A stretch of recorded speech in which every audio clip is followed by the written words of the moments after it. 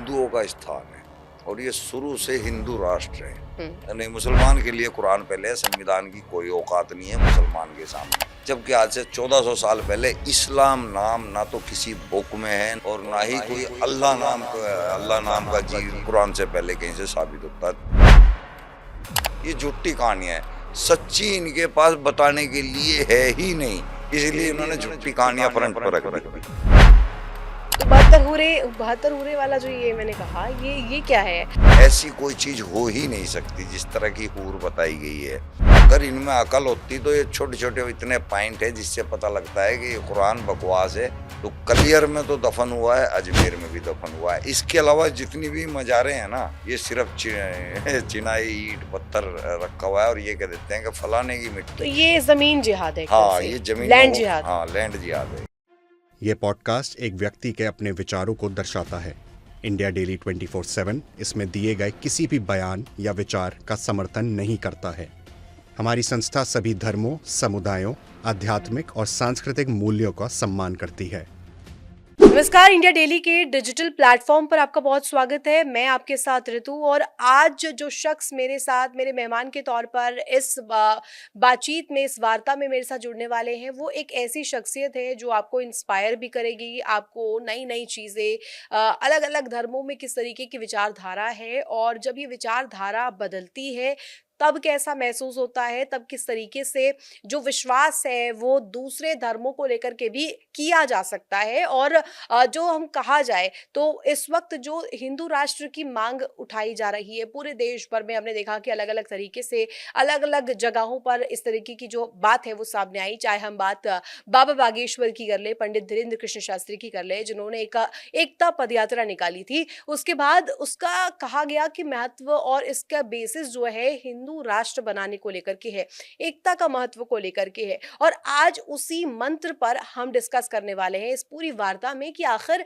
ये जो धर्म निरपेक्षता, जो सेक्युलरिज्म वाला थॉट है, ये थॉट कैसे है, टाइम टाइम पर इसको लेकर के बदलाव कैसे आता है और इस वक्त की स्थिति क्या है, यहाँ पर जो समाज है उसको किस चीज की सबसे ज्यादा जरूरत है, मांग क्या है।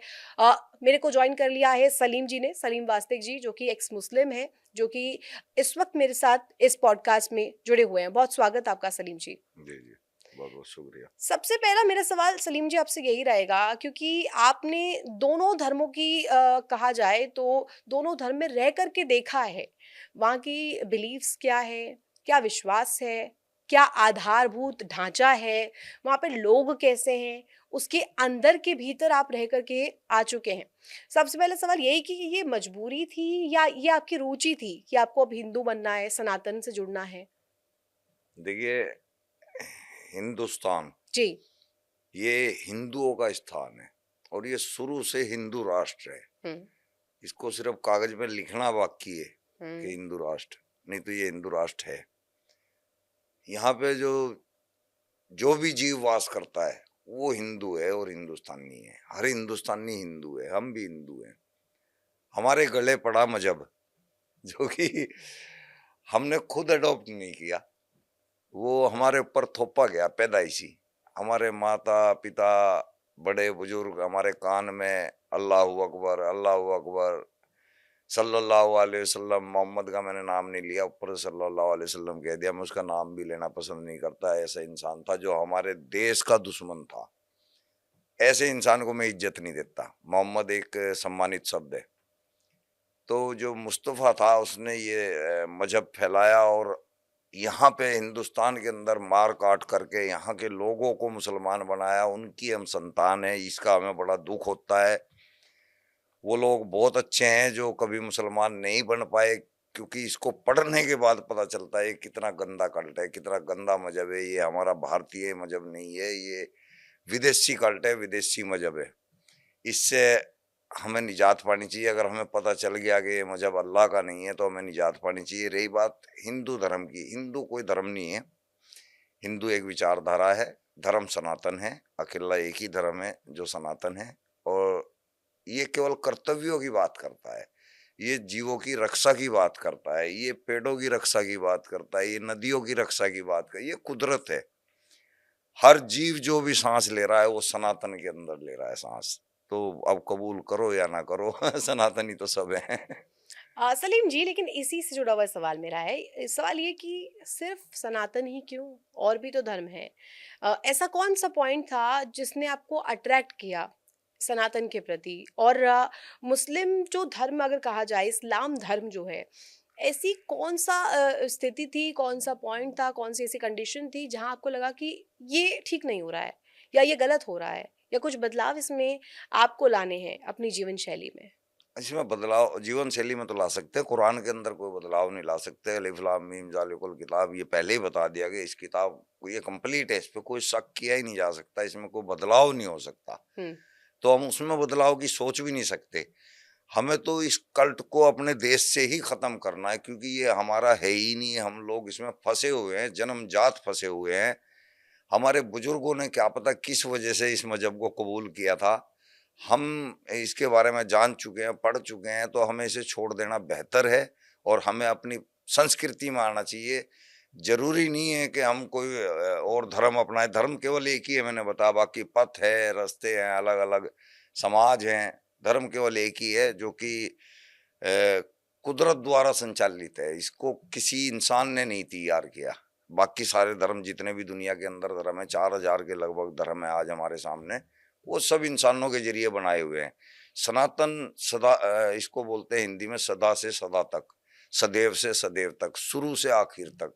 ये प्रकृति की तरफ इशारा है, तो प्रकृति शुरू से थी, आखिर तक रहेगी। इसको मानो या ना मानो, जीना इसी के अंदर है, इसी के तरीकों के अंदर है। अगर आप प्रकृति से छेड़छाड़ करोगे, तो इसके रिजल्ट बहुत भयंकर आएँगे। सलीम जी, जब बैक ऑफ द माइंड इस बारे में आप बात कर रहे हैं, आप कह रहे हैं ये प्रकृति का बदलाव है, ये नियम होती है, एक तरह की नियति होती है कि आपको एक समय के साथ वो बदलाव के साथ ढल जाना चाहिए। लेकिन मेरा इसमें एड ऑन मैं ये पूछना चाहूँगी आपसे, क्योंकि ये कहा जाता है ना कि एक ऐसी स्टेज आ जाती है कि अब आपको लगता है कि इससे ज़्यादा नहीं हो पाएगा। मतलब एक लिमिटेशन जो है वो आपके पहुँच जाती है एक ऐसे लेवल पर कि इसके बाद आप पर जो थोपी जा रही चीज़ें हैं, वो आपको फ़ॉलो करना मुनासिब नहीं होता है, वो आप ठीक नहीं समझते हैं। तो जब आप इस्लाम धर्म को फ़ॉलो कर रहे थे, मैं चाहूँगी अब ज़रा जो दर्शक देख रहे हैं, वो भी समझे कि ऐसा क्या चीज़ आपके ऊपर थोपी गई, या कौन-सा वो नेगेटिव पॉइंट था, जहाँ से आपने सोचा कि नहीं, अब ये पानी जो है सिर से ऊपर जा रहा है? देखिए, पूरा कुरान थोपा ही गया है और पूरा कुरान के अंदर जो अदर धर्म के लोग हैं, उनके खिलाफ कितनी गंदी बातें लिखी है, उनसे नफ़रत करना लिखा है, उनको देखते ही कत्ल कर देने का हुक्म है। अगर तुम्हारे को मौका है तो फ़ौरन कत्ल कर दो, अगर मौका नहीं है तो वहाँ से निकल जाओ। उस ज़मीन से निकल जाओ जहाँ पे तुम इस्लाम को कायम नहीं कर सकते। ये सूरह निसा की आयत 97 के अंदर बताया कि अगर तुम किसी ऐसे देश के अंदर हो जहाँ तुम जिहाद भी नहीं कर सकते और दूसरी हुकूमत है, तो उस देश से निकल जाओ, नहीं तो अल्लाह तुमसे पूछेगा कि तुम ऐसी ज़मीन पर कर क्या रहे थे, हुँ। और तुम्हें जहन्नम में भेजा जाएगा। तो यहाँ जितने भी मुसलमान होंगे उनको गज़वाए हिंद या जिहाद के अंदर शामिल होना पड़ेगा, काफ़िरों से नफ़रत करनी पड़ेगी, काफ़िरों को कत्ल करना पड़ेगा, औरत को इस्तेमाल की वस्तु मानना पड़ेगा, औरत के साथ खिलवाड़ करना पड़ेगा। ये चीज़ें अल्लाह की नहीं हो सकती, इसलिए हमने इसको छोड़ना बेहतर समझा और हमें पता चल गया कि ये अल्लाह की नहीं है, मोहम्मद की कारस्तानी है। हुँ। उसी ने इस मज़हब को तैयार किया, तो हम किसी इंसान को क्यों फ़ॉलो करें? करेंगे भी तो अपने देश के किसी तरक्की वाले आदमी को फ़ॉलो करेंगे, अब्दुल कलाम को फ़ॉलो करेंगे, और बहुत हमारे जो महापुरुष हैं, बहुत हैं बड़े-बड़े, शंकराचार्य हैं, उनको फ़ॉलो करेंगे, कबीर को फ़ॉलो करेंगे। सलीम जी, लेकिन अगर मैं पूछूँ आपसे, धीरेन्द्र शास्त्री को लेकर आपकी क्या राय है? नहीं, मैं तो उनके उसमें पदयात्रा में शामिल रहा हूँ, मेरी हुँ। वीडियोज़ भी हैं उसके अंदर, हुँ। और मैं तो उनके साथ पूरा बराबर रहा हूँ। चाहे थोड़ी-थोड़ी देर के लिए गए हम, लेकिन हम उनकी पदयात्रा में डेली गए।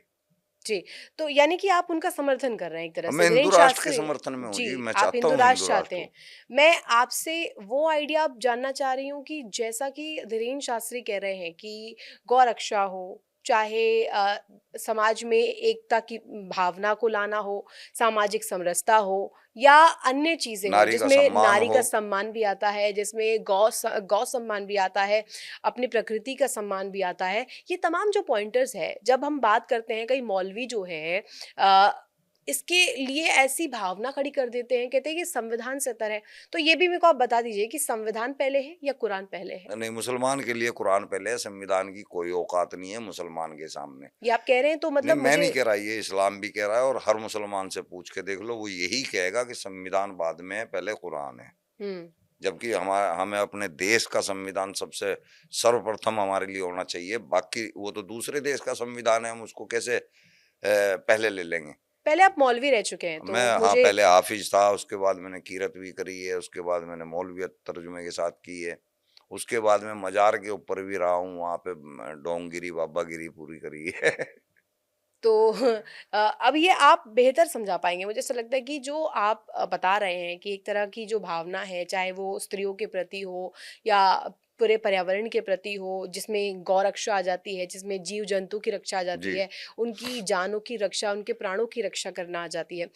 मैं आपसे जानना चाहूंगी कि इस्लाम है क्या? इस्लाम को अगर हम मैं कहूँ आप डीपन इसमें ज़रा करेंगे, तो इस्लाम की शुरुआत कहाँ से हुई थी? प्रॉफिट मोहम्मद का कॉन्सेप्ट क्या है? और अगर कहें इस्लाम इस तरीके से जो बढ़ा है पूरी दुनिया में, मैं भारत की ही बात नहीं कर रही हूँ, मैं पूरी दुनिया को एक पर्सपेक्टिव पे रख रही हूँ, पूरे ग्लोब को रख रही हूँ, वहाँ इस्लाम धर्म का इतनी जल्दी फैलना, वो जो फैलाव है ये अपने आप में बहुत देखा जाता है। तो इसे इसी वजह से धर्मांतरण से जोड़ा जाता है, इसके कनेक्शन धर्मांतरण को लेकर के आ जाते हैं। तो मैं आप बताइएगा कि प्रॉफिट मोहम्मद का कॉन्सेप्ट क्या है, शुरुआत इस्लाम की कहाँ से हुई थी?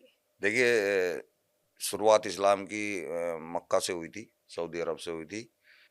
हालांकि मुसलमान ये कहते हैं कि आदम अलैहिस्सलाम से मुसलमान है, आदम अलैहिस्सलाम से इस्लाम है। जबकि आज से 1400 साल पहले इस्लाम नाम ना तो किसी बुक में है, ना किसी शिलालेख के ऊपर कोई आज तक मिला है, और ना ही कोई अल्लाह नाम का जीव कुरान से पहले कहीं से साबित होता है। तो ये तो पक्की बात है कि 1400 साल पहले मोहम्मद ने फैलाया मक्का से, हम्म। सऊदी अरब से। और ये प्यार से नहीं फैल रहा, ये पैसा इतना था मोहम्मद के पास, क्योंकि उसकी बीवी खदीजा वहाँ की सबसे अमीर औरत थी। जब वो मर गई तो उसका पैसा मोहम्मद के पास आ गया। इसने अंधाधुंध, क्योंकि ये शराबी भी था, खुद भी बहुत तगड़ा शराबी था, आवारा मोहम्मद। था, पूरा एक नंबर का आवारा था। इसको लोगों ने पहले पत्थर तक मारे हैं, इसकी बेकदरी होती थी। हम्म। इसने उस पैसे के दम पे चमचे इकट्ठे करने शुरू किए, शराबी। हम्म। वो चमचे जो है इसके साहबी बने, और इन लोगों ने तलवार के दम पे इस्लाम को फैलाना शुरू किया, और लालच के दम पे कुछ को पैसा दिया, औरतें दी, बांदियों का जमाना था उस टाइम, औरतें गिफ्ट में देते थे, लूट के लाते थे काफिले के काफिले। तो इसके साथ लोग बढ़ते चले गए, लेकिन हम्म। इतने नहीं बढ़े। कुल टोटल मिला के 76 के लगभग मुसलमान हुए मोहम्मद के टाइम में, और वो भी इसकी मौत के बाद वापस हो गए थे, चेंज हो गए थे।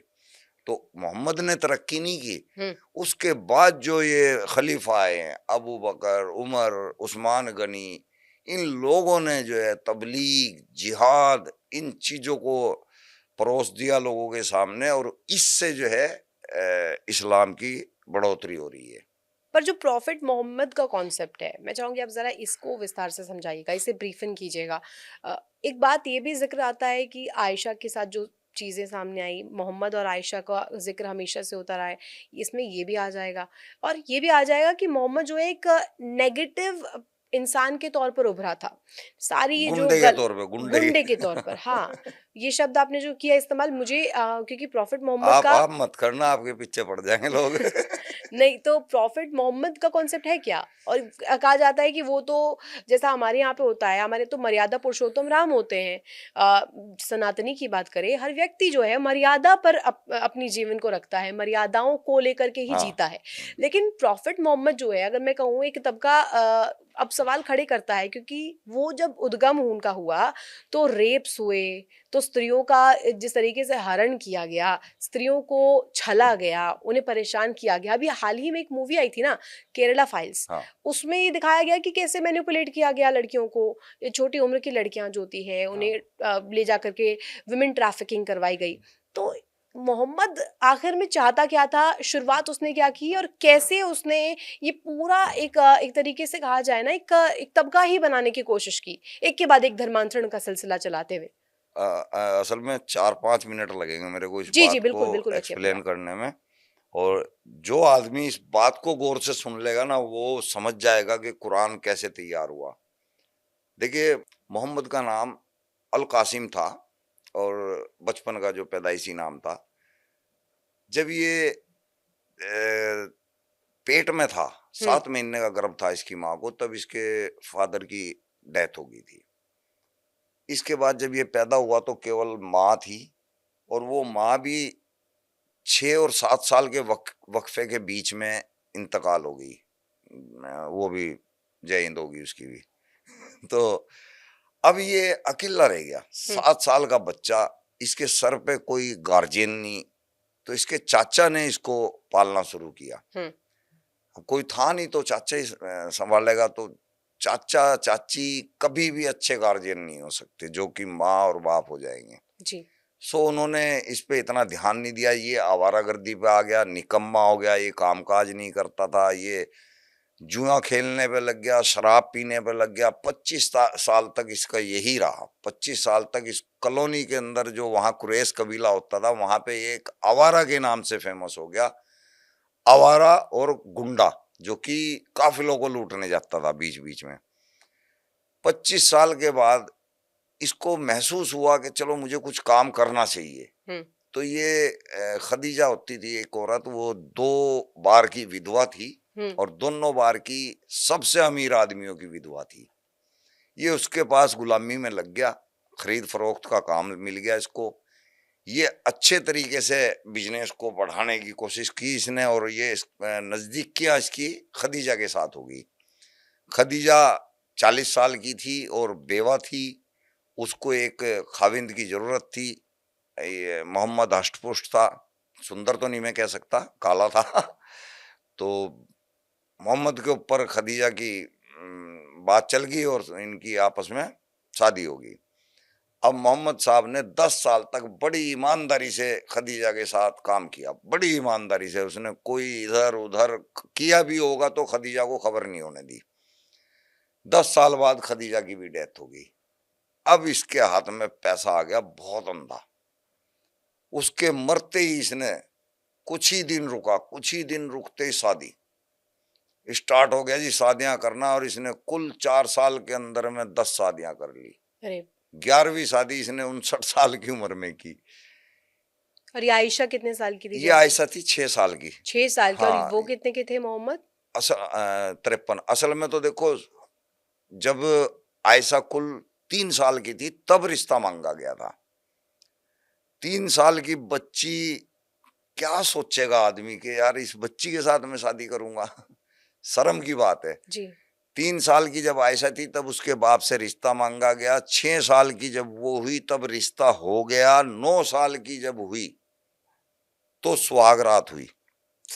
और मोहम्मद उस समय कितने उम्र के थे? 53। 53 साल जब के। 9 साल की आयशा थी, मोहम्मद 53 साल के बुड्ढे, और उनके साथ 62। संबंध बनवाए गए। हाँ, और वो संबंध, ये रोजे भी वहीं से निकल गए। असल में वो संबंध बने नहीं थे सुहागरात वाले दिन, क्योंकि वो आयशा बच्ची थी, 9 साल की, गुड़िया से खेल रही थी। उस टाइम भी, जिस दिन शादी हुई उस दिन भी गुड़िया से खेल रही थी। जब मोहम्मद ने उसके साथ टचिंग वगैरह या सेक्स के हिसाब से उसको फिजिकल छेड़ना टच शुरू किया। किया, उसको गुस्सा आया हम्म और वो चिढ़ गई। हम्म चिढ़ने के बाद वो बाहर आ गई। उसने मना कर दिया कि मेरे साथ गंदा काम कर रहे हैं। तो मोहम्मद साहब नाराज होके बैठ गए और वो कई दिन तक नाराज रहे। तो लोगों ने ये कहना शुरू कर दिया कि मोहम्मद साहब जो है दुख में खाना नहीं खा रहे। हम्म अब वो चोरी चोरी से खाना खाते रहे। 30 दिन ऐसे निकल गए। हम्म 30 दिन ऐसे निकल गए तो जब अबू बकर, जो कि आयशा के पिता थे, हम्म उन्होंने उसको दबाव दिया कि देख, तेरी वजह से एक इतना बड़ा आदमी भूखा प्यासा मर रहा है, तेरे को शर्म आनी चाहिए। तुझे मौका मिला है उनकी वाइफ बनने का। आयशा को। आयशा को उसके बाप ने डराया धमकाया तो वो बेचारी तैयार होगी। तब ये सुहागरात हुई थी। उससे अगले दिन गले मिलके लोगों ने जो है मुबारकबाद देनी शुरू करी थी। ये 30 रोजे उस याद में होते हैं और तो रोजों का 31वें उद्गम दिन, वहां पे हाँ हुआ। जी, 31वें दिन ईद मनाई जाती है। ये तो था रोजों का। अब कुरान की बताता हूँ। ये एक पागल आदमी था, मेंटल आदमी था। इसको आयशा ने भी कई बार बयान किया हुआ हदीसों के अंदर कि ये दिमागी जहनी पागल था। इसका जहन ठीक नहीं था। इसको ख्वाब आते थे, ये इमेजिन करता था, कुछ का कुछ सोचता था। उस वक्त का दौर ऐसा था जब हर घर से एक नबी निकलता था, हर अरे घर से नबी निकलते थे, पैगंबर निकलते थे, ऐलान करते थे मुझे अल्लाह ने भेजा है, पैगाम ले गए। फ्रॉडबाजी का जमाना हर था, घर में और लगभग हर घर से एक आदमी निकलता था, नबी मशहूर है बन ये जाता बात। था। हाँ, और नबी का दावा कर, ये भी उनमें से एक था। इसकी चल गई क्योंकि इसके पास अथाह दौलत थी, अच्छा। इसकी चल गई और इसने अपने आप को नबी घोषित कर दिया। बहुत ऐतराज हुआ, इसके चाचा ने भी दुश्मनी होगी इसके साथ में। अबू तालिब थे, अबू जहल थे, अबू लहब थे, उनकी भी दुश्मनी हुई क्योंकि उन्होंने इसको स्वीकार नहीं किया। उनको हुँ, पता था कि ये पागल आदमी है, मेंटल आदमी है, पैसा इसके हाथ में आ गया है, पैसे के दम पे ये सारी कहानी रच रहा है। ये किस्सा था जी। कुरान इसी बीच में इसने नाजिल किया कि मुझे अल्लाह आयतें भेज रहा है, जबकि कुछ नहीं भेज रहा था अल्लाह, ये वही सोचता था कुछ अपने आप ही। मैनिपुलेट करता हाँ था वो। हाँ, अपने आप ही तैयार करता था हुँ, सारी आयतें, जहां भी फंस जाता था। वहाँ एक आयत बना दो। हाँ, जब बहू से शादी करने लगा अपनी जैनब से, हुँ, लोगों ने ऐतराज करना शुरू कर अपनी दिया कि बहू से शादी हाँ, की। खुद की बहू जो जैद बिन हारिस इसका मुंह बोला बेटा था, हुँ, शादी भी खुद कराई थी और खुद और फिर शादी बहू तलाक से। दिला के खुद उससे शादी कर ली इसे तो लोगों ने। कुछ कहते हैं ना इस्लाम में, इसका नाम भी कुछ हलाला टाइप। वो हलाला अलग है जी। जी, ये तो बहुत ही गंदा हो गया हलाला से भी। ये अच्छा। अपनी बहू बेटी के समान होती है, और बेटी के ऊपर गलत नजर अच्छी बात नहीं है। हुँ, एक्चुअली जब लोगों ने, कबीले वालों ने ऐतराज करना शुरू किया कि भाई ये गलत काम है, ऐसा नहीं होना चाहिए, तो हुँ, आयत उतार दी। अल्लाह अच्छा। कुरान में आयत उतार रहा है कि ये मेरा आदेश है, मेरा हुक्म है। लोग चुप हो गए, बोले भाई ये तो अल्लाह ने ये आदेश दे दिया, अब क्या कर सकते हैं। जहां जहां भी मोहम्मद फंसा है वहीं पे आयत आई है, तो साफ पता चलता है कि आयत मोहम्मद ही दे रहा है, अल्लाह नहीं दे रहा। अपने कन्वीनियंस से दे रहा है। हाँ जी, हाँ जी, खुद ही। अच्छा, मैं इसमें कुरान का जब आप ज़िक्र कर रहे हैं, आयतों का ज़िक्र कर रहे हैं, इसमें एक और चीज़ जब मैं पढ़ रही थी इसके बारे में, जब मैंने हिस्ट्री देखनी चाही कुरान की, तो उसमें ये आया कि पहले तो छालों पर, पेड़ों की छाल पर ये हाँ, आई थी, कपड़े पे। कपड़े पे लिखी जाती थी। तो ये फुल फ्लेज कुरान मिली कब ये इस्लाम उस्मान धर्म गनी को? जो तीसरा खलीफा हुआ ना, हाँ, ये दूसरे खलीफा तक तो ऐसे ही धक्के खाती रही कुरान। अच्छा। इसमें टोटल 15,000 के लगभग आयतें थी। हुँ, कुछ बकरी भी खा गई, कुछ अच्छा, आयतों को बकरी ने खाया। ये जब तीसरा खलीफा उस्मान गनी आया, उसने सल्तनत को संभालना शुरू किया, तब उसने ये कुरान तैयार किया। और पिछली जो सारी कुरान थी, कपड़े के ऊपर, छाल के ऊपर वगैरह वगैरह जहां पे भी थी, शिलालेख के ऊपर थी, सब में आग लगा दी, तुड़वा दी, अच्छा, और अपना एक कुरान तैयार किया 6,236 आयत का, जबकि असल में 15,000 के लगभग आयतें थी जो अच्छा। मोहम्मद ने बकवास पे ली है कि भाई ये आयतें मेरे पे आ रही हैं, ये आयतें में, वो 15,000 के करीब थी। और ये लेकिन आज के कितने हो कुरान गए? में 6,236। अच्छा, ये घटकर 6000 हो गई हैं अब। हाँ जी। और मैं आपसे ये जानना चाहूँगी अब कि क्योंकि आप मोहम्मद की बात कर रहे हैं, हमने आयशा का पूरा जो ज़िक्र है अभी देखा कि किस तरीके से एक छोटी उम्र क्या, पोती की उम्र होगी, 9 साल, 6 साल क्या उम्र होती है, 53 साल के व्यक्ति के साथ अगर यौन संबंध को लेकर के जानकारी मिली तो अपने आप में बहुत ही नेगेटिव, कई नेगेटिव से भी भद्दा शब्द इसके लिए आता है। लेकिन अभी जो हम देख रहे हैं भारत में, उत्तर प्रदेश के कई जगहों पर आई लव मोहम्मद बहुत प्रचलित हो रहा है। आई लव मोहम्मद को लेकर के बैनर पोस्टर लगाए जाते हैं और जब उसे हटवाया जाता है तो कहा जाता है कि इस पे दंगे होंगे, ये धर्मनिरपेक्ष नहीं है, या ये भावना जो है आई लव मोहम्मद यदि लगाई जाए और उसको हटवाया जाए तो ये मुसलमानों के खिलाफ हो जाता है, इस्लाम के खिलाफ हो जाता है। ऐसा क्यों? मोहम्मद तो नेगेटिव ही था अगर कहें हम, जिस तरीके की उसकी बैक ऑफ द हिस्ट्री रही है, महिलाओं को प्रताड़ित करना, रेप करना, मर्डर करना, ये आप भी कह रहे हो? ये मैंने पढ़ा है, ये किताबों में पढ़ा है। जी, अच्छा। देखिए, ये जो तख्तियां वगैरह लेके निकले हैं ना, हाँ, ये एक जिहाद का हिस्सा है, ये योजना है। अच्छा, जब भी आप कोई ऐसा मतलब इनका कोई कार्यक्रम देखें कि इनका बहुत बड़ा कोई कार्य, जैसे अभी पद यात्रा हुई थी। एकता पद यात्रा। हाँ, जी, और जिस वक्त ये तख्ती लेके चले थे तब भी कोई यात्रा चल रही थी, पता नहीं कोई, या तो कोई प्रोग्राम था हिंदू हिंदू का।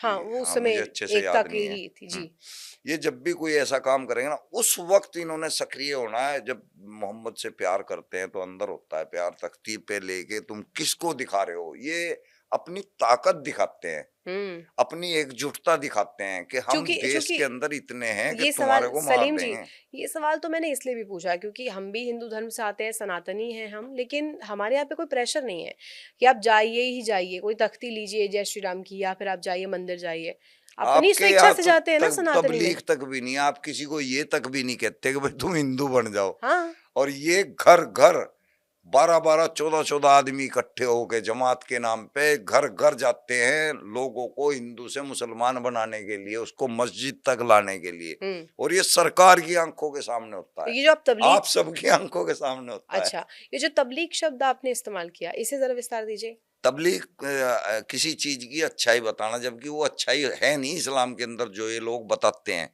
ये बिल्कुल झूठी तबलीग देते हैं कि मोहम्मद साहब के ऊपर एक बुढ़िया कूड़ा फेंकती थी, है ना, वो उससे भी नाराज नहीं होते थे। वो एक दिन बीमार पड़ गई तो मोहम्मद साहब उसके पास उसकी हालत पूछने गए तो वो ईमान ले आई। ये झूठी कहानियां है, सच्ची इनके पास बताने के लिए है ही नहीं, इसलिए इन्होंने झूठी कहानियां फ्रंट पर रख दी। और ये काफिरों की कहानी क्या है? हम भी काफिर है क्या इनकी हाँ, नजर में? आप भी, अब तो माशाल्लाह हम भी काफिर हो गए।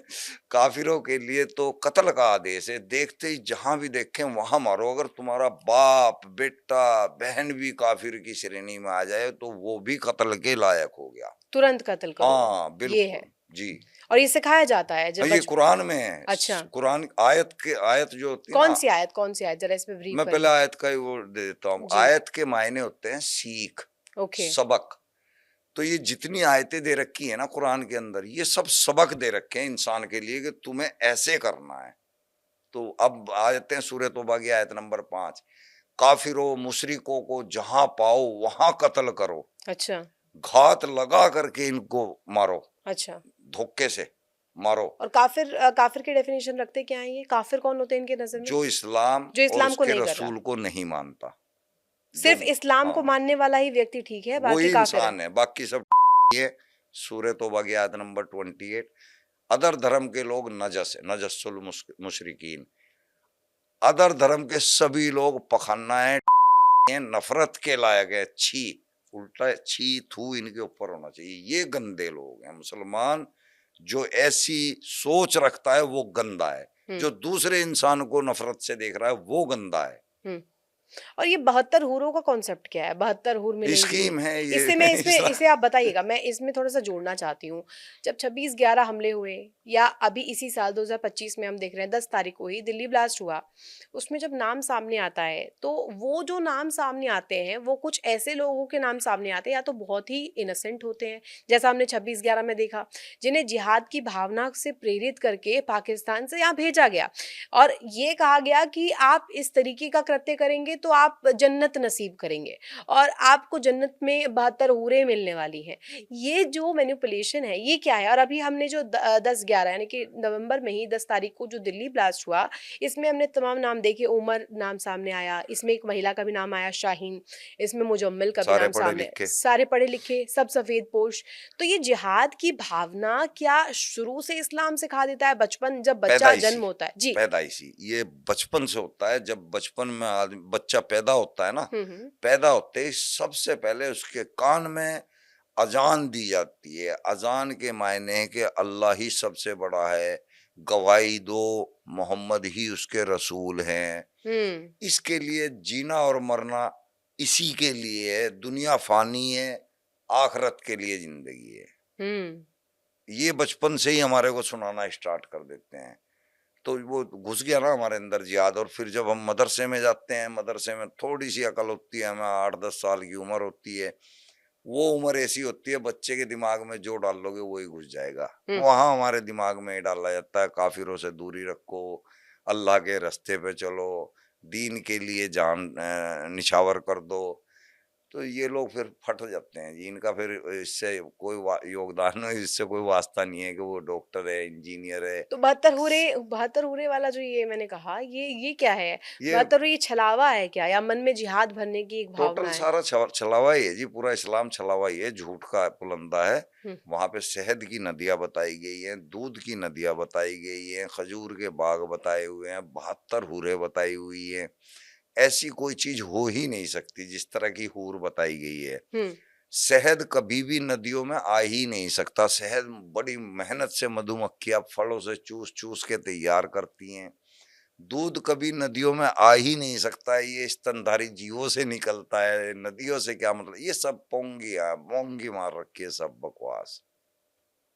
इसके साथ मैं ये पूछना चाहूँगी क्योंकि एक फ़िदायीन जो ज़िक्र बार-बार होता है, चाहे हम बात किसी भी देश की करें, ख़ास तौर पर जो मुस्लिम शासित होता है या इस्लाम शासित होता है, जैसे पाकिस्तान है, बांग्लादेश है, अरब कंट्रीज़ हैं। ऐसे में मैंने ज़्यादातर जो देशों का हाल देखा है, चाहे हम बांग्लादेश का ज़िक्र कर लें, पाकिस्तान का ज़िक्र कर लें, वहाँ कुछ निश्चित नहीं होता है, वहाँ कुछ स्टेबल नहीं होता है। वहाँ पे ऐसा लगता है कि अपनी होड़ और अपनी चिट भी अपनी और पट भी अपनी, ऐसा मैं देख पा रही हूँ। और अभी अगर मैं कहूँ एक फ़िदायीन बनने का जो एक होड़ है, ख़ास तौर पे इस्लाम में प्रेरित करने का कि आप अपनी ज़िंदगी कुर्बान कीजिए, दीन के लिए कुर्बान कीजिए, अल्लाह के लिए कुर्बान कीजिए, आपको जन्नत नसीब होगी। ये क्या है? ये ये फ़िदायीन आज बनाने नहीं का तरीका ये क्या है? आज नहीं है जी, ये शुरू से ही ऐसे चल रहा है। ये अच्छा। मोहम्मद ने स्टार्ट किया था ये। और ये स्टार्टिंग से ही ये बहुत बड़ा जिहाद है जो हमें बचपन से ही डाला जाता है। हुँ। उसके लिए देखिए, वाकई में पढ़े लिख के लोग अपने आप बम बांध के फटते हैं ना। उसके हाँ, अंदर भी ऐसा ही हुआ था, या दिल्ली के अंदर भी ऐसा ही हुआ था। डॉक्टर था वो तो। हाँ, साइंस पढ़ के, ये साइंस पढ़े हुए लोग हैं जो इस बात को मान रहे हैं कि किसी ने उंगली से चांद के 2 टुकड़े कर दिए। हुँ। ये साइंस पढ़े हुए लोग मान रहे हैं। अगर इनमें अकल होती तो ये छोटे-छोटे इतने पॉइंट है जिससे पता लगता है कि ये कुरान बकवास है, ये समझ सकते थे। लेकिन हमारे मौलाना, हमारे बड़े बुजुर्ग हमें ही नहीं ये समझने देते। अब हम समझ चुके, हम लोगों को बता रहे हैं तो हमें मारने के पीछे लगे हुए हैं। हमें कहते हैं तू नहीं मानता ना मान, तू लोगों को क्यों बता रहा है? अब यानी कि गिरोह की अंदर की खबर बाहर नहीं जानी चाहिए। हमारे यहाँ पे तो ऐसा होता है रामचरितमानस हो या गीता हो सबको इन चीज़ों का ख्याल रहता है, सम्मान रहता है, लेकिन संविधान के प्रति भी प्रेम होता है। हम हिंदुओं में मर्यादा सबसे इम्पोर्टेंट होती है। सबसे कहा जाता है कि अगर आप मर्यादा पुरुषोत्तम राम को फॉलो कर रहे हैं तो आप ऐसा कर ही नहीं सकते कि किसी को भी थोड़ी-सी भी पीड़ा हो या दर्द हो या उसे आप तकलीफ़ पहुँचाएँ। लेकिन अमूमन मैंने इस्लाम के जो मामले देखे हैं, जो भी बड़ा अटैक या बड़ी चीज़ ऐसी होती है, पहलगाम इंसिडेंट आप याद कीजिए, वहाँ पर धर्म पूछ करके मारा गया। अगर उस इंसिडेंट को हम याद करें, जो महिलाएँ थी जिनकी 1 महीने पहले, 1 हफ्ते पहले ऐसी शादियाँ हुई थी और वो बस अपने एक कहा जाता है कि कुछ जीवन की ऐसी मेमोरीज़ बनाने के लिए गए हुए थे। लेकिन वो मेमोरी में भी अब ऐसी एक नेगेटिव चीज़ उनके दिलों में गई है, उनके दिमागों में गई है जो शायद उनके जीवन भर उन्हें याद रहेगी, जहाँ धर्म पूछकर मारा गया। ये ये आप क्या समझ रहे हैं धर्म पूछकर ये मारना? एज़ इट इज़ सूरह तौबा की आयत नंबर 5 कोट की गई थी। क्या है वो कोट बिल्कुल बताइए? वही प्रक्रिया पूरी हुई कि जब हुर्मत के 4 महीने बीत जाएँ, हाँ। उस वक़्त हुर्मत के चारों महीने बीत चुके थे। तुम काफ़िरों और मुशरिकों को जहाँ पाओ वहाँ मारो। उन्होंने ऐसे ही देख-देख के धड़-धड़ मारा है। हुँ। घात लगा के बैठो। वो पहले से ही घात लगाई हुई थी वहाँ पे टूरिस्टों के लिए। अब आगे की जो 2 प्रक्रिया थी वो छोड़ दी उन्होंने कि जो उनकी औरतें बच जाएँ उसको लोंडी बना लो अपनी। सिर्फ़ वो हुँ। काम उन्होंने नहीं किया, बाकी पूरी आयत के ऊपर तैयारी वो वो भी थी करने की। हाँ, हाँ, आगे हो सकता है वो। अच्छा अगर ये हिंदू बहुत बड़ा नहीं डिस्क्लेमर दे रहे जागरूक हैं। होता, सरकार नहीं जागती, तो हुँ। एक दिन हम हरी चादर के नीचे आ जाएँगे सब। अगर मैं कहूँ कि आपने जैसे पॉइंट अभी रेज़ किया है ये कि वो तो अपने घात लगा के बैठे थे, मार दिया उन्होंने जितने भी वहाँ पे कहीं हम हमारे हिंदुओं में जो शब्द इस्तेमाल किया जाता है, जो मेल होते हैं, जो मर्द होते हैं वहाँ पे, उन सभी को ख़त्म कर दिया और उसके बाद महिलाओं को छोड़ दिया। हाँ, और वो एक और चीज़ आई कि मोदी जी को जाके बता दीजिए, हाँ, मोदी जी को ज़रूर जानकारी दे दीजिए हाँ। और सिंदूर देख कर के मारना, ये क्या है? वो ये मानसिकता क्या है? हम मुसलमानों को गलती से ना मार दें। हुँ। गलती से मुसलमान ना मारा जाए तो पहचान करके मारना तो है। क्या ये गजवाई हिंद बनाने की प्रति गजवा-ए-हिंद का तो आप यहाँ गली मोहल्ले के मुसलमानों से पूछोगे ना, वो कह देगा कि हाँ, हम भी गजवा-ए-हिंद करेंगे। अच्छा। आपको इनकार भी नहीं करेगा कोई, जिस मर्जी को पकड़ के पूछ लो कि हुँ। अगर कभी गजवा-ए-हिंद होगा तो शामिल होएगा, तो वो ये कहेगा कि हमारी किस्मत है कि हमें गजवा-ए-हिंद में मौका मिलेगा। जय हिंद बोलने में भी समस्या होती है जय इनको। हिंद नहीं बोल लेंगे, वंदे मातरम नहीं बोल लेंगे, भारत माता की जय नहीं बोल लेंगे, क्योंकि ये दूसरे सिखाया दे जाता है क्या? हाँ, दूसरे देश को कबूल नहीं करना। ये अपना देश बनाएँगे भारत हाँ, को, इसको अपना देश बनाएँगे, यहाँ पे गजवा-ए-हिंद करके तब इसको बोलेंगे। हाँ, तब अपने देश की जय करेंगे। ये भी सिखाया जाता है। हाँ, मज़ारों की अब बात कर लेते हैं। मैं क्योंकि मेरठ में थी जब कुछ दिनों पहले जब मैं शूट पे गई थी, वहाँ पे ये एक इंसिडेंट मेरे दिमाग में अभी तक रोल ऑन होता है, क्योंकि उस दौरान मैंने जो महसूस किया, क्योंकि मैं एक वहाँ पर दरगाह पे गई, वहाँ पे एक मॉस्क में भी गई, मैं एक मज़ार भी देखने गई। तो मज़ार में एक तरह की क्या मज़ार इतनी इम्पोर्टेंट होती है कि आप कहीं की ज़मीन हड़प लें, कहीं का कुछ हड़प लें और वहाँ पे मज़ार बना दें? ये कॉन्सेप्ट है क्या, ज़रा बताइए? इतना इम्पोर्टेंट है? मजार इस्लाम के अंदर नहीं है, तो लेकिन कहाँ पे फिर क्यों लैंड रखी जिहाद के जाती है? अंदर है। अच्छा, इस्लाम का जो जिहाद है ना, जितनी पहली मज़ार जमीन कहाँ है, है? पहली मज़ार अभी तक की? सबसे पहली हाँ, मेरे ख्याल से सबसे पहली शायद ये है कलियर की और अजमेर की। अच्छा। हाँ, और ये मज़ार का कॉन्सेप्ट क्या है? बिना मज़ार के क्या हो नहीं सकता? देखिए, मजार का मतलब था कि उसमें कोई दफन किया, हुँ, तो कलियर में तो दफन हुआ है, अजमेर में भी दफन हुआ है। इसके अलावा जितनी भी मज़ारें हैं ना, ये सिर्फ़ चिनाई, ईंट, पत्थर रखा हुआ है और ये कह देते हैं कि फलाने की तो मिट्टी है। ये ज़मीन जिहाद है एक तरह हाँ, से, ये ज़मीनों लैंड को, जिहाद। हाँ, लैंड जिहाद है। अच्छा, तो ये एक तरह से ज़मीन को हड़पने की कोशिश हाँ मैं जी, ये हाँ। कहूँ? हाँ जी, हाँ जी। और ये एक तरह से नहीं, प्योर यही काम है। यही काम हाँ, है। ये इसको वक़्फ़ बोर्ड सपोर्ट करता है। उसमें हम देखते हैं कि हाथ में वज़ू कर रहे हैं, उसके बाद आप मज़ारों पर जा रहे हैं, वहाँ पर अलग तरीके की प्रक्रिया मैं देख पाई। और मैं क्योंकि जब जिस स्टोरी पर गई थी सलीम जी, उसमें ये बताया गया था कि सड़कों पर नमाज़ ना पढ़ें। ये कहा गया था कि आपके जो मस्जिद है उसमें सड़कों जाइए, पे भी पढ़ने का और मतलब ये ये है कि सड़क पे पढ़ मस्जिद रहे तो हैं। अब तुमने कब्ज़ा ही ली, हाँ। तो आगे को और खिसकते चले जाओ। आप अपना विस्तार कीजिए ये। अच्छा। और इसके साथ एक और जिहाद मैंने देखा, नए प्रकार का जिहाद, जिसमें लव जिहाद भी आ जाता है, जिसमें फूड जिहाद भी आ जाता है, थूक जिहाद। थूक जिहाद भी आ जाता है, और अलग-अलग प्रकार के जिहाद। तो ये जो कंपैरिज़न या मैं कहूँ बाइफरकेशन एक तरह से, लव जिहाद के ज़रिए हिंदू लड़कियों को कैसे टारगेट करें? हाँ, हिंदू लड़की को कैसे मुसलमान बनाएँ और उसे इस मकड़ जाल में फँसा कर के कैसे मुसलमान बनाएँ, इस्लाम को फ़ॉलो करवाएँ, ये भी सिखाया जाता है। हाँ, हाँ, सिखाया, सवाब बताया इसको, सिखाया क्या जाता है, इसके लिए अलग से इनाम दे दिए। इनाम किस प्रकार का? पुरस्कार रख दिया कि जो भी आदमी हुँ, किसी अदर धर्म के लोग को कन्वर्ट करके मुसलमान बनाएगा, तो उसके लिए जन्नत पक्की।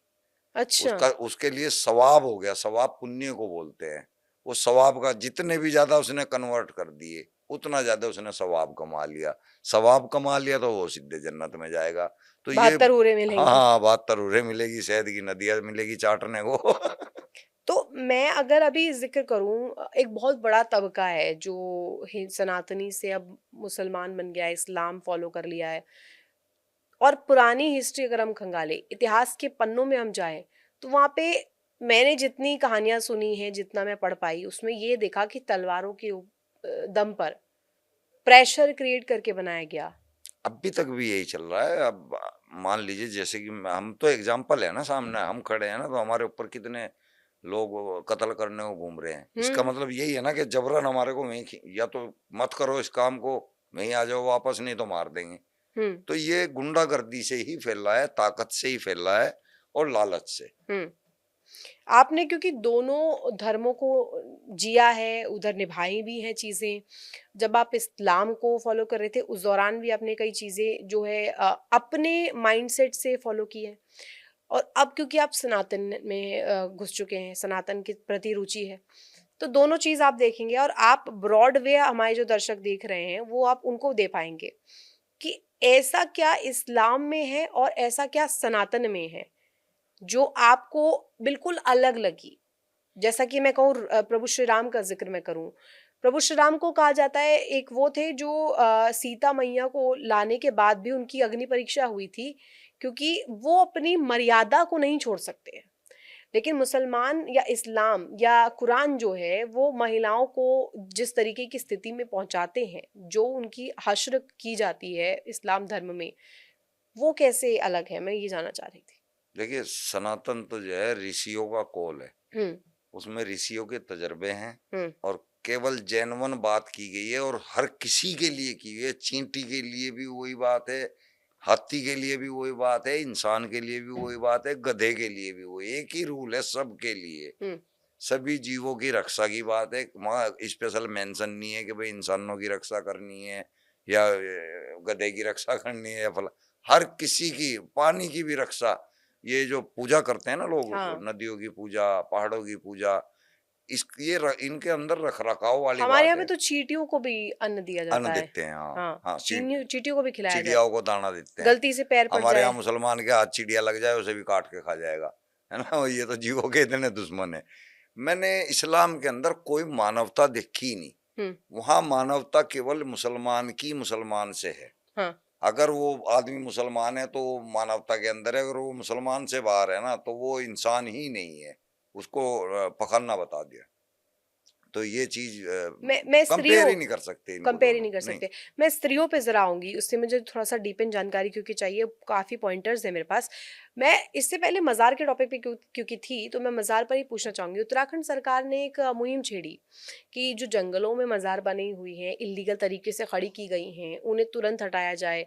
लेकिन विरोध इस पे हम देखते हैं। हाँ, वो और जमीनें जा रही है ना संजौली उनकी। में हम देखते हैं इस तरीके की तस्वीर आती है हिमाचल में, जहाँ पे एक इल्लीगल तरीके से एक इमारत मस्जिद के रूप में, एक ढांचे के रूप में खड़ी कर दी गई और उसमें सारा गलत काम हो रहा है। और मदरसों में क्या होता है ये तो आप भी जान रहे हैं, हम भी जान रहे हैं। तो मदरसों में जो तालीम दी जा रही है, वो तालीम क्या आज की दौर की अत्याधुनिक जो पढ़ाई है, जो शिक्षा है, चाहे हम बोले अलग-अलग सब्जेक्ट्स है, साइंस, इंग्लिश, कॉमर्स, अलग-अलग तरीके की। तो वो और इस तरीके की पढ़ाई में फ़र्क क्या है? मदरसों में क्या कुछ ऐसा ही पढ़ाया जाता नहीं है? नहीं, मदरसे में ऐसा क्या कुछ पढ़ाया नहीं जाता पढ़ाया है? जाता। अगर ऐसा पढ़ाया जाता तो मुसलमान कामयाब होते। हाँ, वहां तो जिहाद पढ़ाया जाता है। वहां कुरान के बारे में गुलाम बनाया जाता है, लोगों को मोहम्मद का गुलाम बनाया जाता है। उनको ये बताया जाता है कि ये दुनिया बेकार की चीज है, इसमें तरक्की के काम मत करो, और आखिरत की यानी कि मरने के बाद की तैयारी करो। तो मुसलमान तो कंडम हो गया। अब वो ना तो दुनिया में कुछ बनने की सोचेगा, क्योंकि मना ही कर दिया, फानी बता दिया उसको। और स्कूल से तो आदमी यहाँ देख रहे हैं ना, हम साथ में डॉक्टर, इंजीनियर, पायलट, हुँ, एक से एक वैज्ञानिक जो हमें तरक्की दे रहे हैं, हम विज्ञान दे रहे हैं, विकास दे रहे हैं, वो स्कूल से पढ़े हुए लोग हैं। मदरसे से पढ़े हुए थोड़ा ही हैं। मदरसे से तो पढ़ के आदमी या तो चंदा मांगता फिरेगा, या फिर जहाज को उड़ाएगा दूसरे तरीके से, ऐसे नहीं, वो बम से उड़ाएगा या उसे फिर, फ़िदायीन बनाया जाएगा कुल हाँ, मिलाकर या के। फिर और कुछ नहीं करेगा, शरीफ आदमी बनेगा तो केले की रेडी लगाएगा, बिरयानी बेचेगा, पंचर लगाएगा, क्योंकि दुनिया फानी है, उसने कुछ सीखा ही नहीं। हुँ, तो आप क्या मान रहे हैं अभी अगर मैं क कुरान की बात करूँ, कुरान में ऐसी कोई चीज़ें सिखाई जाती हैं या ऐसा कुछ स्पष्ट लिखा हुआ है, कोई ऐसे लेख हैं आयतों में कि काफ़िर जो हैं, उनके लिए बदले की भावना हो, कुछ रिवेंज लिया जाए या उनको परेशान किया जाए, उनको हाँ, तो पीड़ा कुल दी या जाए? अय्युहल काफिरून ला अब्दु मा ताबुदून, ये पूरा काफिरों के ऊपर है। बताया गया है कि काफिरों की औकात क्या है तुम्हारे सामने। तुम लोग काफिरों से हमेशा अव्वल हो। हुँ, तुम लोग जब काफिरों को मारने निकलोगे तो अल्लाह तुम्हारे साथ होगा। हाँ, मोहम्मद ने 313 आदमियों को लेके इतनी बड़ी फतेह हासिल की थी, तो तुम लोग, तुम्हारे साथ अल्लाह है और फतेह हासिल करो। तो हमें भटका रहा है कुरान तो हमें मानवता से हटा रहा है। धर्मांतरण की जो ये चिंगारी है, हम देख रहे हैं कि कोशिश यही की जाती है, चाहे अरेबिक कंट्रीज़ हो, इस्लामिक कंट्रीज़ हो या भारत फ़िलहाल की स्थिति हम देखें, तो यहाँ विस्तार करने की कोशिश की जाती है कि कैसे इस्लाम को और पॉपुलेट किया जाए, और बढ़ाया जाए, और इनकी जो पकड़ है इनको मज़बूत की जाए। और इसमें अब मैं स्त्री पे क्योंकि आने वाली हूँ, उससे पहले मैं वक़्फ़ पर ज़रा चर्चा कर लूँ। वक्फ जिस तरीके से अगर हमारी सरकार जो लेकर आई, जिसको कानून बनाया गया अभी, इसको लेकर के एक बहुत बड़ा तबका कहा जाए तो सामने आया है, जिन्होंने कहा कि ये गैर मुसलमान है, गैर इस्लामिक फैसला है या धर्म को ध्यान में रखते हुए नहीं लिया गया, सिर्फ टारगेट किया जा रहा है। आपको लगता है क्या टारगेट किया जा रहा है नहीं, वक्फ के जरिए? आप वक्फ का समर्थन कर रहे हैं?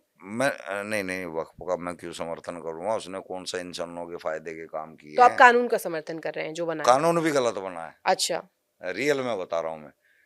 वहां पे किसी हिंदू को या किसी सिख को या किसी ईसाई को अगर आप शामिल कर रहे हैं ना, हुँ, उस कोई फायदा नहीं है। हुँ, वो कुछ भी नहीं जानता हाँ, इस्लाम के बारे में। आपको वक्फ बोर्ड के अंदर एक्स मुस्लिम शामिल करना था। हुँ, अगर आप वक्फ बोर्ड के अंदर एक्स मुस्लिम को शामिल कर देंगे तो पूरे वक्फ बोर्ड में एक भी माई का लाल कोई गड़बड़ी नहीं कर पाएगा, हुँ। क्योंकि एक्स मुस्लिम पूरा अंदर तक सब कुछ कच्चा चिट्ठा जानता है। जानता है। हाँ करके दिखाओ कोई गड़बड़, हिंदू को क्या पता, वहां चलती रहेगी उसकी नाक के नीचे, सब चलता रहेगा। यानी आप चाहते हैं एक एक्स मुस्लिम और घुस जाए उसके तब अंदर। असली फैसला तो तभी होता। हाँ, तो ये आप क्या मान रहे हैं कि वक्फ का जो कानून लाया, आपने अपना कंडीशन रखा कि ये हो जाए तो और ज्यादा बेहतर होगा, हाँ, लेकिन वक्फ कानून के जरिए जो दूरगामी नजर सरकार की थी वो ये थी कि कैसे इलीगल तरीके से जो लैंड जिहाद हो रहा लैंड है उस पर जिहाद। रोका जाए हम्म, और ट्रांसपेरेंसी लाई जाए, किस तरीके से यहाँ पर एक कहा जाए एक शीट बना दी जाए जो लोग जो है लोगों को और ज्यादा गुमराह ना कर सके, हाँ, एक इलीगल एनवायरनमेंट ना क्रिएट हो, एक कहा जाए कि प्रॉपर कहा जाए कि पेपरों में एक डॉक्यूमेंटेशन हो, किसकी जमीन कहाँ से मिली, किसको मिली। ठीक, तो ऐसे में अगर वक्फ कानून के जरिए इसका डॉक्यूमेंटेशन हो जाता है तो पेट में दर्द क्यों हो रहा है फिर? वही डर है ना, देखो अंदर ही अंदर खा रहे हैं, वो नहीं चाहते ना कि कोई बाहर का आदमी आए और हमारे को देखे हाँ। और वो कहानी कहीं और घूमे फिर। तो इस चीज से दिक्कत है, जब ये मजारें टूटती हैं तब भी उनको यही दिक्कत होता है। कोई मदरसों के बारे में जाके छानबीन करता है तो इनको पता है कि यहाँ हथियार भी रखे हैं, यहाँ पे गलत एक्टिविटी भी होती है, तो ये खुंदक खाते हैं ऐसे आदमी से हम्म। जो इनकी निगाह भी नहीं करता है। अब क्योंकि आप तो मौलवी रह चुके हैं और अब आप सनातनी बन गए हैं, तो मैं आपसे ये पूछना चाह रही हूँ आपके लिए क्या हम ऊपर है? शुरू से ही सनातनी है आप जी। शुरू से ही हाँ, सनातनी है? बचपन से ही थोपी पैदाइश गई ही थी है। आपके ऊपर? और क्या, सभी के ऊपर टोपी हुई है। ये बड़ी बात आप कह रहे हैं, हाँ, लेकिन अब चूंकि आप सनातनी बन गए हैं, आप क्या मानते हैं संविधान ऊपर होना चाहिए या कुरान होना चाहिए? नहीं संविधान, हम देश से ऊपर किसी को मान ही नहीं सकते ना हमारे लिए। और आपको जय हिंद बोलने में समस्या? नहीं, हम तो, मेरे तो प्रोग्राम जय हिंद से स्टार्ट होते हैं जी। अरे वाह, अरे वाह। तो मतलब कि जय हिंद ये जय एक भारत। जो विचारधारा बदलाव ये अब वहां के समाज में भी, अगर कहूँ मैं इस्लामिक समाज में भी कई लोग जो है अंदर दबी आवाज में यही चाहते हैं। हाँ, और क्या, तो फंसे पड़े हैं। आप लोगों को जानते होंगे जो इस तरीके की बहुत समस्या है, झेल रहे हैं। बहुत लोग हैं हमारे को कॉल करते हैं, दर्द के साथ बात करते हैं, सलीम भाई आपने तो इतनी हिम्मत कर ली है, हम कर ही नहीं सकते, अगर हम कर लेंगे तो हमें बर्बाद कर देंगे, तबाह कर देंगे, हम क्या करें। मैं कहा वेट कर लो भाई कुछ टाइम तक, जब थोड़ा नॉर्मल सा हो जाएगा तब खुल के आ जाना सामने। और अब आ रहे हैं वैसे। हिंदू राष्ट्र बन जाता है तो दिक्कत क्या है? हिंदू राष्ट्र बन के हमें मजबूती मिलेगी। आप कह रहे हैं मजबूती मिलेगी, हाँ, लेकिन बहुत बड़ा तबका है जो इनकार कर रहा है। तो रशीदी साहब उनको जो एक थे वो परेशान एआईआईसी के होंगे। प्रमुख, उन्होंने मुझे बोला कि हमें तो संविधान का चाहिए, संविधान के इतर चाहिए। तो क्या हिंदू राष्ट्र का जो फॉर्मूला है, जो आइडिया है, हिंदू राष्ट्र से क्या संविधान पे थोड़ा कोई फर्क पड़ रहा है। वो ये कह रहे हैं कि संविधान पे फर्क पड़ जाएगा? उनको ये दिख रहा है कि हिंदू राष्ट्र अगर बन गया तो हम यहाँ अपनी मनमर्जी नहीं कर पाएंगे, हम यहाँ शरिया कानून के बारे में सोच भी नहीं पाएंगे अगर ये अच्छा। हिंदू राष्ट्र बन गया। ये उनको अंदर ही अंदर खा रहा है कि नहीं इसको सेकुलर रहने दो, कल को हम यहाँ पे अपना भी कब्जा कर सकते हैं। आपको नहीं लगता कि जो सेकुलरिज्म की भावना है कई कई दफा ये कन्वीनियंस की भावना भी हो जाती है? अपनी कन्वीनियंस के हिसाब से, अपनी समझ के हिसाब से, अपनी जरूरत के हिसाब से बदल दी जाती है, हाँ, वो बदलते हैं। और ये ज्यादातर इस्लाम में हो रहा है। इस्लाम में हो रहा है। हाँ। अच्छा, मैंने जब सवाल किया, जब मैं लोगों से बातचीत करने जाती हूँ, ऑन फील्ड जाती हूँ, तो मैंने उनसे पूछा, कई लोग जो अलग अलग तबके से आते हैं, चाहे ईसाई धर्म हो, सिख धर्म हो, मुस्लिम धर्म हो, उन सबको जो रोज कमाने खाने वाले लोग हैं, जो रोजमर्रा अपनी जिंदगी गुजार रहे हैं, गुजर बसर कर रहे हैं, उन्हें मतलब ही नहीं है। उन्होंने सीधे कहा मैडम हम लोगों को क्या करना, हमें हाँ, तो 2 वक्त की रोटी चाहिए। हाँ, तो उनके पास जो फॉर्मूला है एक राष्ट्र का, उनका फॉर्मूला तो इस आधार पे, धर्म के आधार पे है ही नहीं। तो इसमें धर्म आड़े कैसे आ रहा है हिंदू राष्ट्र के? देखिए अगर आप किसी आम मुसलमान से भी पूछोगे ना, जो सुबह 7 बजे निकलता है और रात को 8-8 9 9 बजे घर पे आता है, कोई रिक्शा चला रहा है, क्योंकि इनसे तो आप ये तो अपेक्षा कर ही नहीं सकते ना कि ये ऑफिस में जा रहे हैं, तो मैं इसीलिए बोल रहा कि कोई रिक्शा चला रहा है, कोई केले की रेडी से आ रहा है, तो सारा दिन मेहनत करते हैं। हम्म। इनको किसी चीज से कोई वास्ता नहीं है, किसी भी चीज से। लेकिन जब आप इनसे इस्लाम के बारे में बात करोगे ना तो ये फटने लगते हैं। अच्छा। हाँ, इनके अंदर का इस्लाम जागने लगता है, ये इस्लाम पे बात नहीं कर पाएंगे, हम्म। इस्लाम की बुराई नहीं सह पाएंगे, इस्लाम की कोई कमियां आप इसके सामने बताओगे तो एक्सेप्ट ही नहीं करेगा। कुरान ही सामने रख के दिखाते रहना कि ये क्या लिखा हुआ है, तो उस पर मुंह फेर लेंगे, हकीकत कबूल नहीं करते। अच्छा, महिलाओं पे मैं अब जरा आती हूँ। महिलाओं की जो जो दशा है, एक तरह से मैं कहूँ इस्लाम धर्म में, खुल के सामने नहीं आ पाती। किससे शादी करनी है, किससे निकाह करना है, किसके साथ जीवन बसाना है, खुद का डिसीजन नहीं होता, थोपी जाती हैं चीजें जिस भी उम्र में हो। और एक तरह से एक दबाव मैं चाहती हूँ, आप ये बताइए वो दबाव किस तरीके से होता है, महिलाएं वहां पर क्या फील कर रही हैं, कैसे प्रताड़ित हो रही हैं? अच्छा, महिलाएं एक्चुअली प्रताड़ित बहुत ज्यादा हो रही हैं, लेकिन वो कुएं की मेंढक बन चुकी हैं। उनको ऐसा लग रहा है कि यही दुनिया है, हम्म। इसके बाहर की दुनिया है ही नहीं है। जैसे हम लोग जी रहे हैं ना, हम अच्छे जी रहे हैं। जो लड़की पढ़ी लिखी है ना, और उसने बाहर का सब कुछ देख लिया, वो लड़की अंदर ही अंदर ये चाहती है कि मेरी शादी किसी हिंदू से हो जाए। इस्लाम धर्म में हाँ, मेरे सामने आ चुके केस, अभी ताजा ही 2-3 दिन पहले का भी केस आया। 3 लड़कियां मेरे पास आ रही हैं, मुसलमान थी और शादी हिंदू से हिंदू करना, से करना चाह रही हैं। क्योंकि वो देख रही हैं कि वहां औरत की क्या हैसियत है, इज्जत लड़की है, की क्या हैसियत है। वहां पे उसको माँ समान रखा जाता है माँ समान नहीं जी। एक हाँ, हिंदू के अंदर हिंदू के अंदर देवी बता दिया। देवी की भावना हाँ, रखी है। देवी तो माँ से भी तो बढ़कर इससे होगी। अट्रैक्ट करा जाता है, मतलब हाँ, इससे अट्रैक्शन होता है उन 7 इस्लामिक जन्मों का महिलाओं को। रिश्ता बताते हैं। यहाँ एक ही जन्म में 4-4 कर लो, इसको छोड़ दे उसको, फिर एक उसको ही ले जन्म में आए। 4 शादियां कर लो, हाँ ये जी, कॉन्सेप्ट है। हाँ। और ये अच्छा माना जाता है इस्लाम में, अच्छा है नहीं, पर मानना जाता है। कोई भी अच्छा इस्लामिक नहीं धर्म बताएगा में। इसको। हाँ, हाँ। इस्लाम में इसको अच्छा ही और मानते हैं। हलाला का क्या है, हलाला का कॉन्सेप्ट? हलाला का अभी एक लड़की का केस मेरे पास आया, मैं उसी का किस्सा सुना देता हूँ। वो लड़की शादी होके अपने घर गई, हम्म। उसके चाचा ने उसके साथ छेड़छाड़, चाचा ससुर यानी कि घरवाले का चाचा, अच्छा। उसने उसके साथ छेड़छाड़ शुरू कर दी। तो उसको बड़ा बुरा लगा। उसने कुछ दिन, महीना 2 महीना तो बर्दाश्त किया, लेकिन जब वो हद से ज्यादा आगे बढ़ गया अश्लीलता पे, हम्म। तो उसने अपने घरवाले को कहा, शिकायत करी। उसका घरवाला बोला ऐसा कुछ नहीं है, कोई बात नहीं है, वो हंसी मजाक करते रहते हैं, ऐसा नहीं है, वो बढ़िया आदमी है। उसने उसके साथ और भी ज्यादा गंदी छेड़छाड़ की। उसने फिर वहां पे लड़ाई शुरू कर दी औरत ने, कि मैं ऐसा नहीं झेल लूंगी। वो थाने पुलिस आवाज गई। उठाई अपनी। हाँ, लेकिन उसको पिटाई हुई। अच्छा। हाँ, उसको बेल्टों के साथ मारा गया, और साथ में उसके ससुर ने भी मारा, यानी कि जो उसका चाचा था, उसके बड़े भाई ने, उसने भी मारा। तू हमारे ऊपर इल्जाम लगा रही है। अब वो असल में उसका ससुर भी उसके ऊपर गलत नजर डालता था, अरे। और वो ये बात कह नहीं पा रही थी अपने आदमी से।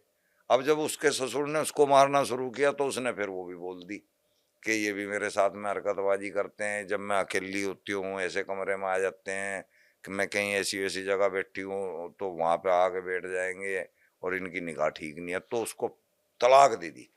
यानी अपने घर में भी हो रहा है ये, ऐसा नहीं है हाँ, कि बाहर ही लड़कियों पे नहीं, नजर ये घर खराब, के अंदर ही ये है। घर के अंदर अपनी महिलाओं के साथ हो रहा है। हाँ, तो उसको तलाक दे दी।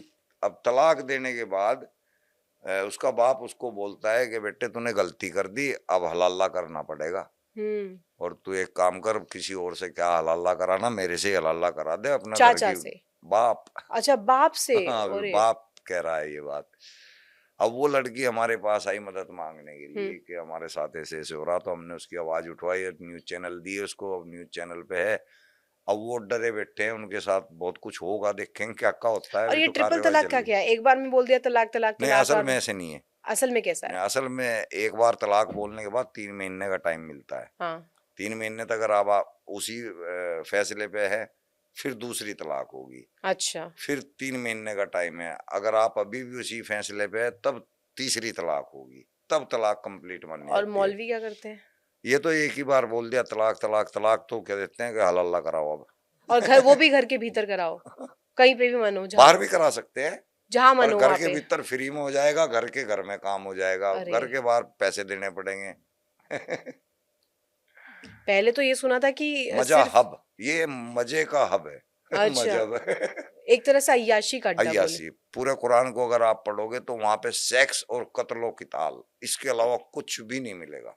सुन के भी अल्लाह तो वाह। महिलाओं की जो स्थिति है इस्लाम धर्म में, ये सुन के ही रोंगटे खड़े हो गए, क्योंकि मैं खुद महिलाओं में सुनकर ही जब इतना डर रही हूँ, तो वहां पे समझा जा सकता है अगर वहां आप की। गलती से किसी मुसलमान के घर में चले गए ना, आपको समझ नहीं आएगा क्या करूं क्या ना करूं। खा जाएंगे वो पूरा परिवार मिल गए। तो ये एक की आपकी, घरवाली नहीं हो फिर आप। फिर पता नहीं कौन कौन हाथ यानी मारेगा। पति तो पति है, उसके साथ देवर में भी, देवर भी, ससुर हाँ, भी। चाचा ताऊ सब। अरे, पीछे लग रहे हैं सब।